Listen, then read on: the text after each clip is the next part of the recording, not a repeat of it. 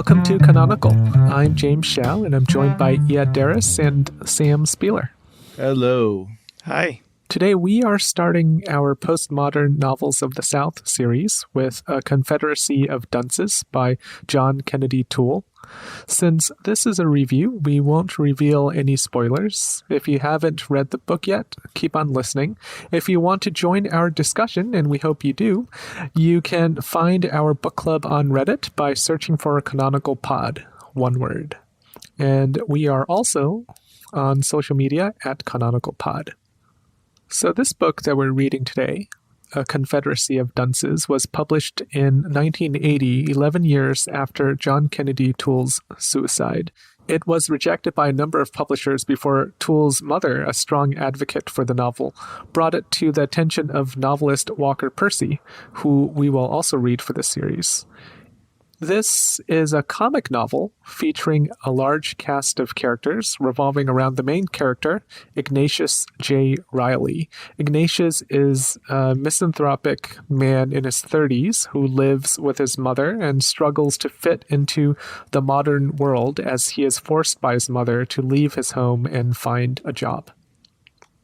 I think the biggest reason why you should read this book is that it is very unlike most other novels in contemporary literature. It's a book that can be defined in a variety of ways. It's a farce or a picaresque, an uncommon genre nowadays, but it is also a book about New Orleans, about political ideologies, about deviant behavior, and people on the fringes of society. It is incredibly funny, with characters who are almost absurd beyond belief, but who are at the same time believable and sympathetic. What I really enjoyed about this novel, besides everything I just said, is I think from a storytelling point of view, it does an excellent job of weaving multiple storylines seamlessly with excellent pacing. It's not just funny. Characters in the novel do change or are changed by what happens in the novel. There are some moments of sadness and humanity, and I think my only quibble really with the novel is there is one character who feels flat to me. But beyond that, it is extremely well written. I found it a very enjoyable read, especially after our recent couple of books that were a bit kind of difficult to get through, either because of their subject matter or because of the style. What did you guys think? Yeah, I agree. This was kind of a breath of fresh air. It's nice to turn to something humorous. I'll be interested in hearing, once we get into the discussion portion, what you guys think about that humor and what is beyond it. But yeah, I enjoyed this pretty thoroughly. I hate to be the dour reader here and to be an advocate for sad and unfunny novels, but I have to say, well, I did find this novel very funny. It was funny usually in a non-literary way. I found it amusing in the same way that a sitcom is amusing. And it's genuine pleasure. I enjoyed reading the novel, but it wasn't as powerful for me as a lot of the other things that we've been reading and talking about. I think that's fair. I agree with that, definitely. Yeah, it's kind of light, which is fine because not every book has to be very serious, but it does not take on these serious ideas, which if that's what you're looking for, this may not be the book for you. It's interesting, though, that this won the Pulitzer Prize in 1981, I think. And considering their normal pool of books, this is very light, as you say. Let me ask you two. I think that enjoying this novel, it really depends on how you feel about Ignatius. And I don't think that I had the reaction to him that Toole might have intended. But what did you guys think? You saw a little too much of yourself? Yeah, probably. I mean, there's a lot in him that is repulsive on purpose, but it's like a fine line between being attractive and being repulsive. And I think that Toole, in order for this novel to work, really has to get it right. And I don't think he gets it exactly right. I think initially he's very unlikable. but over the course of the novel, he really grew on me, and I find him pretty sympathetic at the end. Interesting. I don't know if I agree with that, but I did get used to him and grow to like his absurdity. And I looked forward to his ridiculous rants and how he was going to approach the various problems he came across, because it was always the same approach, but different circumstances, different falling out of whatever problem he had. What Toole does here that's successful for me is, even though Ignatius is an odious character, he is so absurd that you never really take a side on anything. So, as a reader, even though he is unlikable in a lot of very stereotypical ways, you know that you don't like him, and that's fine, because everyone in the book doesn't like him also. And by the end, I think, without giving too much away, I think you end up pitying him, certainly. And you like him in a way that you might like someone who is generally unlikable. You kind of feel for him in a way. I think I can point to a specific moment where I turned on him. There's a point in the middle of the novel where he's working in the French Quarter and he sees an exhibition of painters. These are like little old lady painters who are showing their paintings outdoors. And he's just going up to these people and saying, "Oh, your paintings look terrible. You need to learn how to draw." And at that point, he stopped being particularly funny or interesting, and he was just mean-spirited. He was just a bully. I know that that's just one scene in the context of a novel, but I felt like that was a tipping point for me. There is a point at which an odious character can be amusing in a certain way, and then there is a point when an odious character just becomes repellent. And after a while, any sympathy that I might have had for him kind of vanished. I think that perhaps it was more patently clear to readers in the 1960s that Toole was aiming for, that this type of person was a ridiculous person, but I see too much of reality in him. I see too much of people that I know in him, and well, that's an effective part of satire. He's not as ridiculous as he might have been intended to be. Do you think part of that is colored by current affairs and the current bullying that we see going on today? I mean, it's clear you're talking about Trump here, so we'll just say Trump. I think in general, there are lots of people like Trump around nowadays, and lots of people who are, very self-important, and they feel like their opinion, however ill-founded, is worth listening to. And it turns me off. So I can laugh at Ignatius, but only if I kind of hold the book at arm's length, I think he is someone who you are not supposed to like very much. But don't you think the fact that he is constantly a loser, that he is always being found out, exposed, manipulated, that because of all that, even if he's an odious character, it doesn't have that effect on you as a reader for the book as a whole, because you're meant to dislike him, just like everyone in the book dislikes him.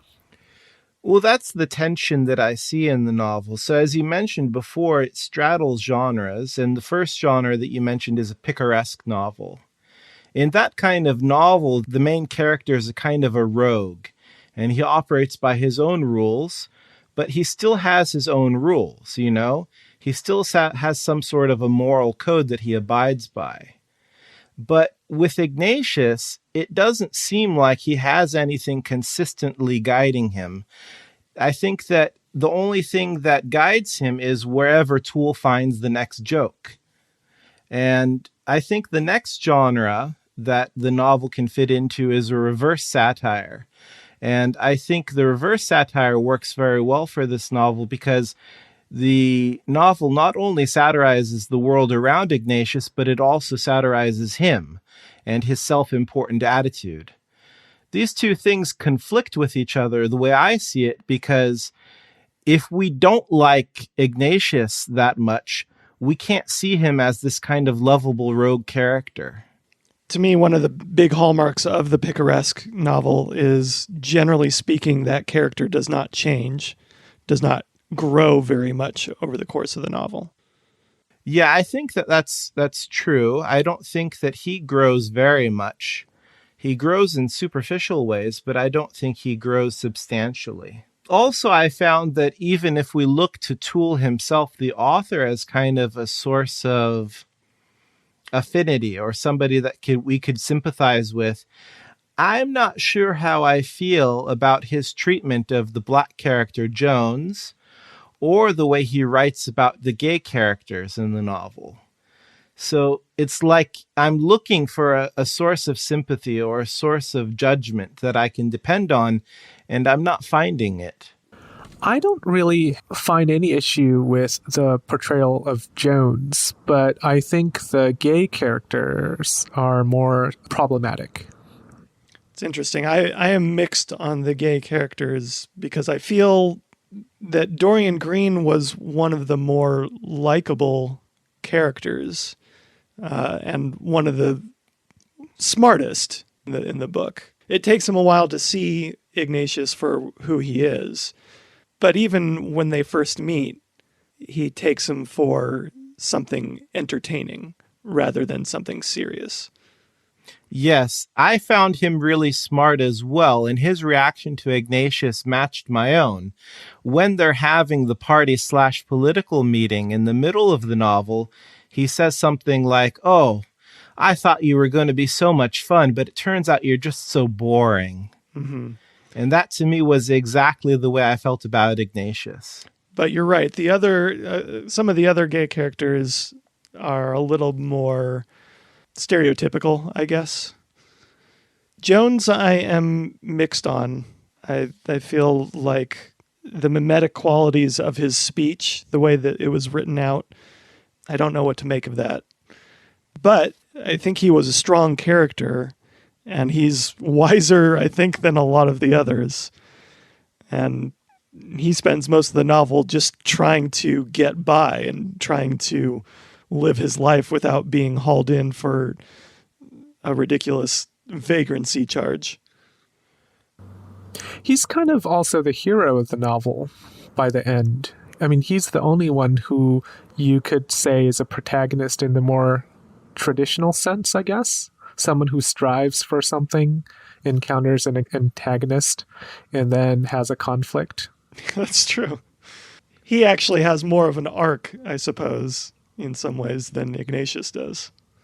Well, I think most of the characters have an arc. That's what's interesting about this novel to me. And you're right. I think his arc is more defined. But Mr. Levy has an arc. His mother has an arc. We talked off air about this feeling a lot like certain things, like Arrested Development. And I mentioned Seinfeld, and I just remembered why it reminded me of Seinfeld. There's that episode that is all about reversal of fortunes, where Jerry stays the same. Elaine goes from being on top of the world to in the gutter, pretty much. George goes the opposite direction, where he starts off being George and ends up doing very well for himself by the end of the episode. This book felt a lot like that, where every character almost has this reversal of fortune. I'm curious, Ed, why do you think that Jones is problematic? Is it because of the language? Because I think the only issue I had with Jones is the whoa. I think that's very odd. But I don't know. I didn't live in Louisiana in the 60s. Maybe that is how people talked back then. But besides that, I didn't find him to be a problematic character at all. I'm not sure if he is necessarily a problem, but I'm hesitant to embrace his rendering, only because I know that this is a novel written by a relatively upper class white man, and he's writing a working class black man in 1960s America, and he has rendered him with lots of, you might say, caricatured kind of mannerisms. And that to me, I feel like, well, I don't think I can point to anything specific. That to me, it just feels like, oh, I'm not too sure yet. I better take a second look at it. One of the things I thought was interesting that I didn't understand until after the fact, and this doesn't really apply to Jones, it's more for the white characters, particularly the lower class white characters. But apparently this book and the way those characters speak is a good example of what's called Yat, Y-A-T. It's a dialect of the South, and in particular, New Orleans and Louisiana. Supposedly, this is pretty true to form. Yeah, I mean, that's something that I couldn't really attest to myself, not being from Louisiana, but most of the reviewers who talk about this novel say that the way that Toole renders New Orleans is very accurate and very insightful, I guess is the word for it. He says, they say often that, New Orleans is kind of one of the characters of the novel alongside Ignatius. I think also it satirizes what you expect to happen when you have a white character trying to free the oppressed blacks who work in the factory. I think at that time you would expect the white character to save the black characters, but he's shown to be a buffoon. And I don't know if I'm spoiling the book for you because, spoiler alert, he's a buffoon and he kind of messes up whatever he does. So there is a plot point where he's trying to help his black coworkers, but in the end, he doesn't help anybody and he's just kind of useless. I think that's kind of interesting. I mean, it satirizes this kind of white savior trope, which probably was very common in popular culture at that time. Yeah, I think that was quite good. For me, the treatment of the gay characters, that's less defensible, I think only because all the characters seem to be very flamboyant. And that's not a very nuanced take. I mean, it is New Orleans, and these people are having a kind of a flamboyant party, so I guess you could couch it in that setting. But what makes me uncomfortable is that it is very obviously a stereotype. Yeah. What about the three lesbians? Those three at the party who try to attack him. Those are just like a character of three butch lesbians as well. It just seems like Toole thinks that everybody is fair game for him. And while I can't say no to him, I do feel like, well, you're obviously doing something from a place of privilege. So, yet, since you have been fairly down on the novel, do you want to talk about what you did actually like about it? What I liked about the novel is the humor. I think that there are a lot of scenes that would work well as kind of sight gags. I'm thinking, for example, in the middle of the novel where he starts to work as a hot dog vendor and he kind of makes a big proclamation and he storms off very self-satisfied, and then he has to return back to get his hot dog cart. Like, things like that are quite funny. And I think actually that this is the wrong media for the novel. I think that a lot of the humor in the novel would read even better as a sitcom or as a stage play. I think that would be a much more interesting way to get to his story. It's interesting that I read that there are a number of people who have tried to make it into a movie and it has failed in various ways. And someone mentioned that it might work well as a miniseries on a platform like HBO. And I don't know about that. I can see the stage play for sure. I don't know about a miniseries. I could see a movie. I'm actually surprised there hasn't been a movie at this point. It was recently produced with Nick Offerman, the star from Parks and Recreation, as Ignatius. Right. And I found that his role was quite well cast. I think he did a great job. I think that on stage, the humor of the novel it works very well. In most cases, when we talk about a novel, we say, oh, well, the novel is better than the movie, or the novel has something that the movie couldn't have. But in this case, I don't think it holds true. I think that a movie or a stage play would probably be an improvement. I think a lot of the things that get lost in movies, and sometimes in stage plays, but less so, are the quiet moments and the descriptions, things that would go into stage direction maybe. But here, the descriptions are maybe the weakest points for me. There are some good descriptions. It's window dressing, kind of. The humor comes not from the descriptions, it comes from the dialogue for the most part, and the situations. Let's take a break here. When we come back, we'll talk about who we would recommend this novel to.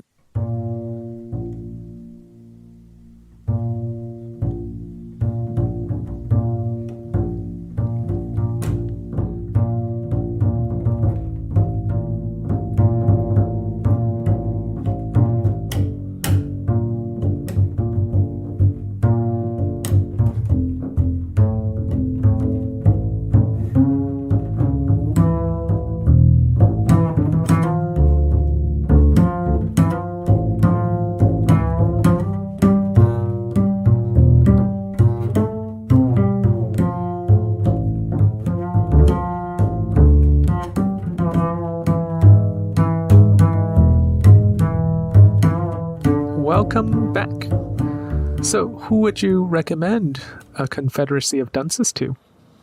I would recommend this probably to people a little bit older than me, maybe people who grew up in the 60s or 70s. I think that it has a sensibility that is very much in tune with people that age. And I think that if you don't care so much about the representation of the Black characters or the gay characters, that's not going to trouble you, and you'll just find the pleasure of the humor in the novel. Yeah, I think the humor goes a long way and allowed me to forgive certain things, especially considering the age of the novel. I would recommend it to people who need a break from more serious topics, people who either generally like absurd humor. I think it could be a good gateway to that kind of novel. I usually only read books. I almost never listen to the audiobook, and for this I did both. And I found the audiobook more enjoyable than the paperback I had. And that's usually not the case for me. I think for some reason the audiobook, and maybe it goes to what you were saying, Yed, where it's better as a play or a performance. The audiobook didn't really have those hard edges. Everything was very comic, and I didn't really find myself offended or put off by most of the characters. I started reading the second half of the book when the gay characters came into the story, and that's when I thought, okay, this is a little problematic. Like, I stopped and actually thought about the characters. With an audiobook, you kind of have to just keep on listening, unless you stop the audiobook, I suppose. But usually you just keep on listening, so there's not as much room for reflection, I find. So I wonder if that made a difference. And I think I would recommend the audiobook to a lot of people. Maybe it's just easier to consume as something you read out loud. Would you recommend this specific audiobook? I mean, there's lots of other things people could listen to. I think he's saying that this in particular, this audiobook was done pretty well. The voice acting went a long way, I think, and I agree. The times when I picked up the book instead, I could see what you mean about those harder edges. Yeah, I'm comparing the two forms. I'm not comparing this audiobook to another audiobook. If your question is whether I would recommend this audiobook over another audiobook? I don't know. I mean, there's so many audiobooks out there, but I would recommend the audiobook format for this book. And I almost never recommend the audiobook format for a book I'm reading, just because I find it slow. And sometimes I do like having that space to pause and reflect when you're reading a book. With this, I don't think you need that time necessarily to pause and reflect, because what makes it entertaining is the jokes keep on coming.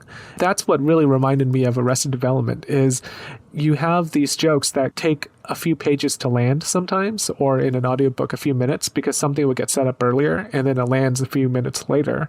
I found that very enjoyable, and I haven't read a lot of books like that or listened to a lot of audiobooks like that. I guess the last thing I'll say is what kind of surprised me is at the outset, I thought this would be mainly surface level, that I thought it would be only jokes.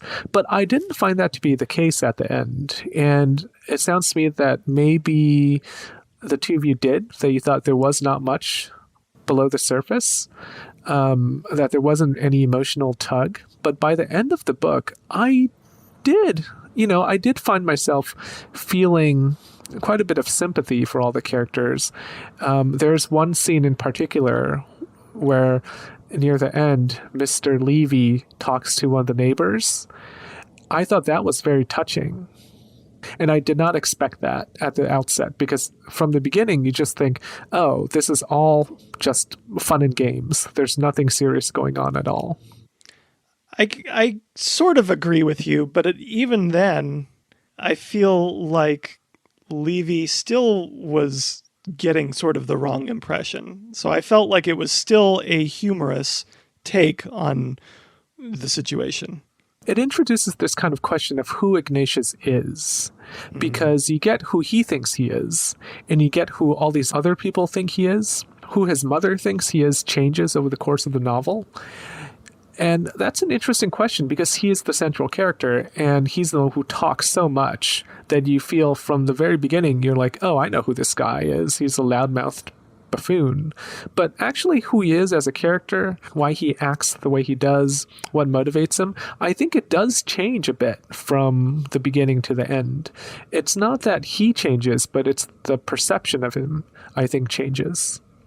That's a good point.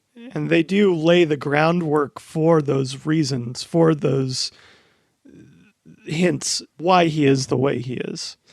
But those points aren't all drawn together until the end. I think you might be very sympathetic to him just because there's a character in the novel that works very hard against him to convince people who are close to him that he's a bum. I think because of that, you kind of feel almost instinctually, well, hold on a minute, maybe he is not as bad as some of the characters in the book think he is. Yeah, but you could also agree that he is a bum. Oh, yeah. Yeah. But that's what I mean, is the perception of him changes. That's what's interesting and masterful. I think that's something that Toole does really well. He doesn't do it in a very conventional way.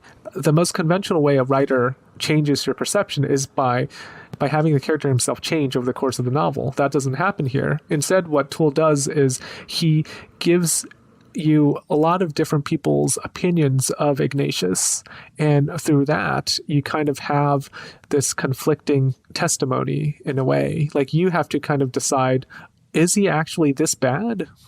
Is that person just biased? It's interesting. The more I think about it now, you're right about the end in that I don't feel like there are any real stakes in the book until really close to the end. And then they are very real stakes. And it felt a little rushed at the end, but I don't think it was poorly done either. But it is interesting to me that even though, again, the groundwork is laid at the beginning, the seriousness of what he's been doing doesn't really come up until the end. Yeah, and this is something, we're talking about it quite cryptically here, but I feel like this is something we'll definitely talk about in next week's episode. I think so. So let's stop here then. Thank you for listening. You can find our reading schedule on Reddit at Canonical Pod, where we also post threads for our book club discussion every Wednesday. You can also find us on social media at Canonical Pod, and if you would like to support us and your local independent bookstore, you can use our bookshop.org link, which is linked below in the episode description. We'll be back next week with an in-depth discussion of this book, A Confederacy of Dunces by John Kennedy Toole. If you're interested in joining that discussion, go ahead and find a copy of the book. Till next time, happy reading. We'll talk to you soon.